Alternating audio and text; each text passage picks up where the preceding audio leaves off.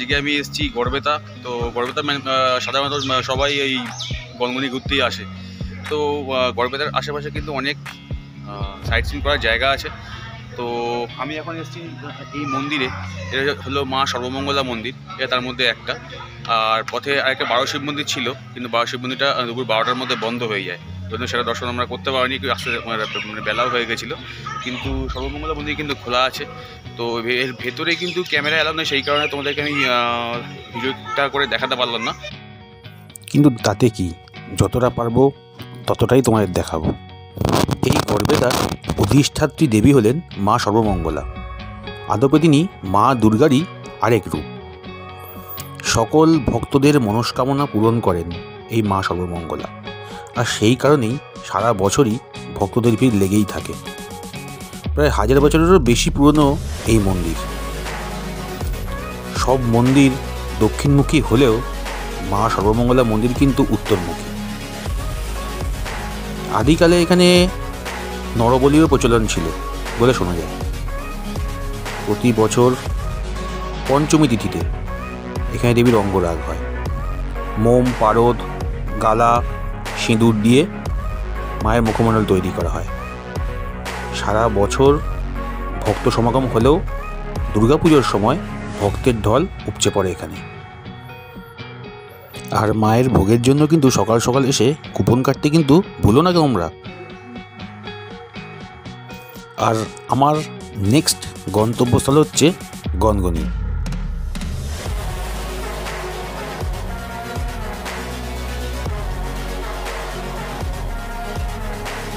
তো আজকের second last destination বলা যেতে পারে। তো আজকের এই হচ্ছে কি গনগনির গ্র্যান্ড ক্যানিয়নের গেট আর কি, এখানে টিকিট কাউন্টার আছে। তো একটু ওয়েট করছি, টিকিট কাউন্টারে কেউ আসলে টিকিট কেটে ভেতরে যাবো। তোমরা যেহেতু আসবে, তো সামনে এই যে দিকগুলোতে পার্কিংয়ের জায়গা রয়েছে, তোমরা ওখানে পার্কিং করে আসতে পারো, এসে একটু টিকিট কেটে ভেতরে যাবে।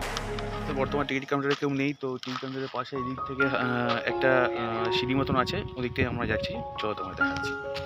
মার্কিন যুক্তরাষ্ট্রের গ্র্যান্ড ক্যানিয়নের একটা মিনি ভার্সন হলো আমাদের গনগনি, শুধু কলোরাডোর জায়গায় শিলাই নদী।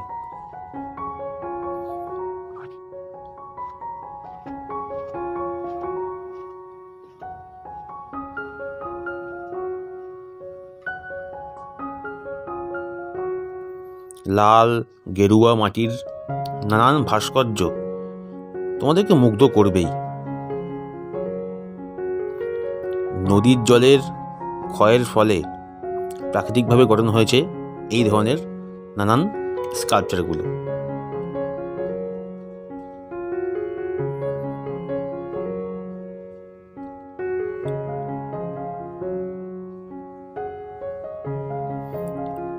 অনেকে বলেন পাণ্ডবরা যখন 14 বছরের বনবাসে গেছিল, তখন এই জায়গাতে কিছুদিন তারা আত্মগোপন করে ছদ্মবেশে বাস করেছিলেন। তো সেই সময় ভীমের সঙ্গে বক রাক্ষসের এক তুমুল যুদ্ধ হয়, আর তাদের সেই যুদ্ধের ফলশ্রুতি হিসাবে, অর্থাৎ তাদের গদার আঘাতে ক্ষয় হয়ে গিয়েই এই ধরনের স্কাল্পচার নাকি তৈরি হয়েছে। সবই লোকশ্রুতি।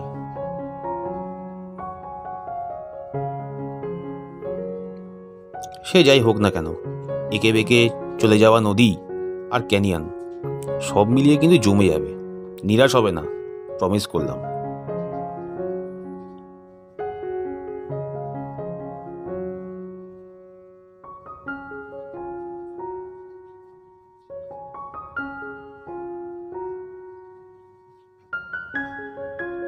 কি কেমন লাগছে? আশা করি ভালোই লাগছে।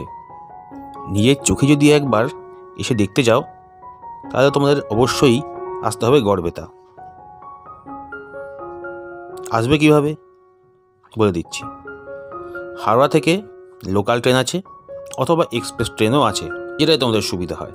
গড়বেতা স্টেশনে এসে সেখান থেকে টোটো করে গনগনি আর তার আশেপাশে কিছু সাইট সিন আছে, সেগুলো দেখে নাও। ভিডিওর লাস্টে কিছু ট্রেনের নাম দিয়ে দিলাম। ও হ্যাঁ, যাওয়ার আগে একটা কথা বলে দিই, আমার মতন যারা বাইক নিয়ে বা গাড়ি নিয়ে আসছো তাদের জন্য কিন্তু ডিসক্রিপশনে আমি লিঙ্কটা দিয়ে দিলাম, মানে গুগল ম্যাপের লিঙ্কটা আর কি।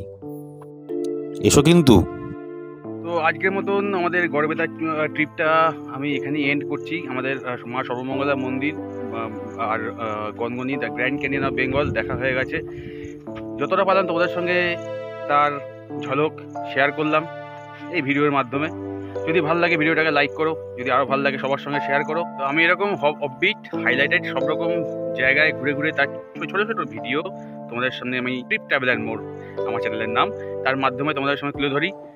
আর চ্যানেলটা প্লিজ সাবস্ক্রাইব করো ইয়ার, তোমরা কেউ সাবস্ক্রাইব করছো না, আমার সাবস্ক্রাইবার বাড়ছে না।